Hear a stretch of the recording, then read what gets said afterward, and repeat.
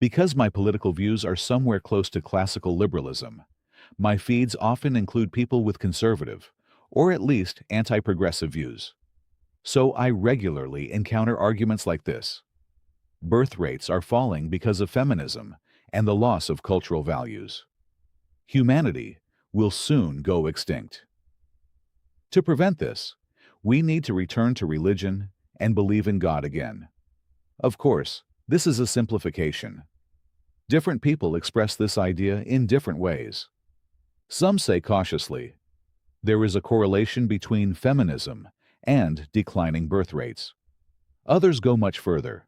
Society has become godless and degenerate, and everything must be rolled back. But on average, the overall picture looks roughly like this. I personally see fourth-wave feminism as a serious problem for Western social institutions. At the same time, I do not consider population decline to be an existential threat by itself. But I believe this issue is much more complex than it is usually presented. First, cultural norms tend to adapt to material conditions. In many ways, material reality shapes consciousness. In this sense, the Marxist idea is not entirely wrong. Material conditions do influence cultural norms.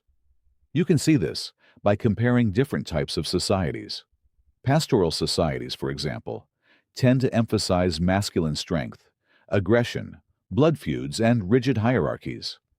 Why? Because their economy is based on herds. And stealing a herd is much easier than taking land. So the ability to use violence becomes a key survival factor. Island societies developed very different norms. Limited territory and dense social interaction created different attitudes toward conflict, marriage, and gender roles.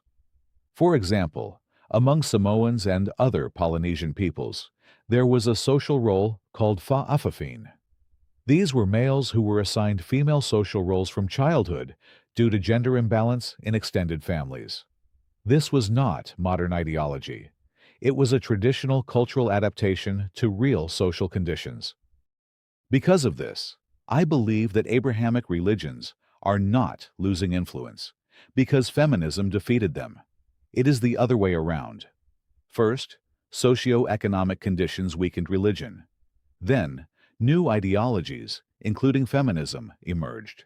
So expecting feminism to disappear and universal religiosity to return is naive. Without changes in material conditions, such a reversal is simply impossible. Second, there is a contradiction in the traditionalist argument. Supporters of traditional values often point to religious communities with high birth rates. For example, the Haredim. And yes, their birth rates are high, but their social structure raises serious questions. Women carry heavy economic responsibility. Secular education is limited. Investment in human capital is relatively low. Many men focus on religious study. Women often work. Children start participating in family economic life early. When the cost of raising children is lower, high birth rates become possible. But there are clear trade-offs. Less education, less skill development, more focus on religious and traditional structures. We can even ignore the question of whether modern women would agree to live like this, even without feminism. There is a deeper issue. A common argument says, better poverty and less education than humanity going extinct. But this argument ignores a key reality. Humanity is in a constant technological and resource race. Natural resources are becoming harder to extract. Agriculture requires more complex technologies because of soil depletion, climate change, and evolving pests. If technological progress slows down, humanity will not remain stable. It will face resource shortages and declining productivity. There is also constant competition with the biosphere. Hundreds of species exploit human civilization. Thousands of bacteria and viruses constantly evolve and adapt. The simpler the organism, the faster it evolves.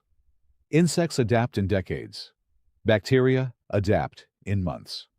Modern civilization is deeply embedded in global biological processes. Without scientific and technological progress, crises would appear very quickly. Famine, epidemics, lack of resources, and eventually, population decline. In reality, humanity is forced to continue technological development. Otherwise, large-scale collapse becomes inevitable. Now imagine the entire world adopting a Haredi-style cultural model. Modern technological civilization becomes unsustainable. Without strong STEM education, society cannot produce engineers, doctors, programmers, researchers, and technicians. And without them, modern infrastructure stops working. This creates a paradox. A cultural model that increases birth rates may simultaneously reduce the ability to sustain a large population. So a logical question appears.